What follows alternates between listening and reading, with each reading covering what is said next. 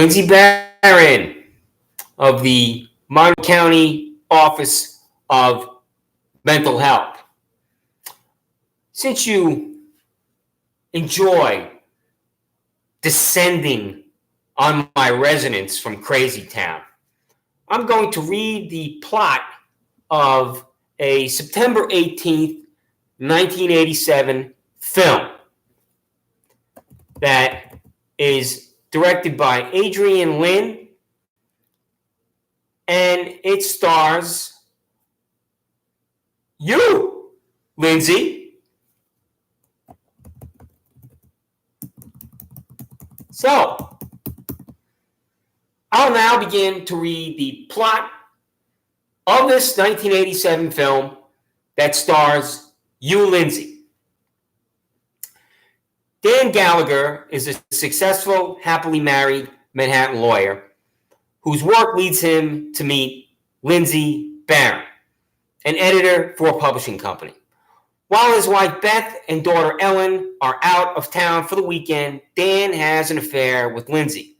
Although it was initially understood by both as just a fling, Lindsey starts clinging to him. Dan spends a second unplanned evening with Lindsey after she persistently asks him over. When Dan tries to leave, she cuts her wrists in a suicide attempt. He helps her bandage the cuts and then leaves. He thinks the affair is forgotten, but she shows up at various places to see him. She waits at his office one day to apologize and invites him to a performance of Madame Butterfly, but he politely turns her down. She then continues to call him until he tells his secretary that he will no longer take her calls. Lindsey then phones his home at all hours, claiming that she's pregnant and plans to keep the baby. Although he wants nothing to do with her, she argues that he must take responsibility. After he changes his home phone number, Lindsey shows up at his apartment, which is for sale, and meets Beth, feigning interest as a buyer. Later that night, Dan goes to Lindsey's apartment to confront her, which results in a scuffle. In response, she replies that she will not be ignored. I will not be ignored, Dan. You were just tremendous in that scene, Lindsey, sweetheart. Dan moves his family to Bedford, but this does not deter Lindsey. She has a tape recording delivered to him filled with verbal abuse. She stalks him in a parking garage, pours acid on his car, and follows him home one night to spy on him. Beth and Ellen from the bushes in their yard. The sight of their happy family literally makes Lindsey sick to her stomach. Her obsession escalates when Dan approaches the police to apply for a restraining order against Lindsey. The lieutenant claims that he cannot violate her rights without probable cause and that the client has to own up to his adultery. At one point, while the Gallaghers are not home, Lindsey kills Ellen's pet rabbit and puts it on the stove to boil. After this, Dan tells Beth of the affair and Lindsey's supposed pregnancy. Enraged, she demands that Dan leave. Before he goes, Dan calls Lindsey to tell her that Beth knows about the affair. Beth gets on the phone and warns Lindsey that she will do bad things to her if she persists.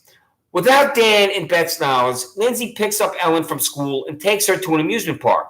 Beth panics when she realizes that she does not know where Ellen is. She drives around frantically searching and rear-ends a car stopped at an intersection. Beth gets injured and is then hospitalized. Lindsey later takes Ellen home, asking her for a kiss on the cheek. Dan barges into Lindsey's apartment and attacks her, choking her and coming close to strangling her. He stops himself, but after he does, she lunges at him with a kitchen knife. He overpowers her, but decides to put the knife down and leave, while Lindsey is leaning against the kitchen counter, smiling. The police begin to search for her after Dan confronts them about having her arrested.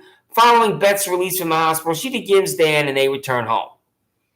Beth prepares a bath for herself when Lindsey suddenly appears again with the kitchen knife. She starts to explain her resentment of Beth, nervously fidgeting, which causes Lindsey to cut her own leg, and then attacks Beth. Dan hears the screaming, rushes in, wrestles Lindsey into the bathtub, seemingly drowns her. She suddenly emerges from the water, swinging the knife, but leave that part to your imagination, sweetheart.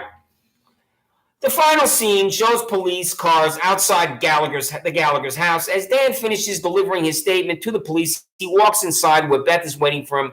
They embrace and proceed to the living room as the camera focuses on a picture of them and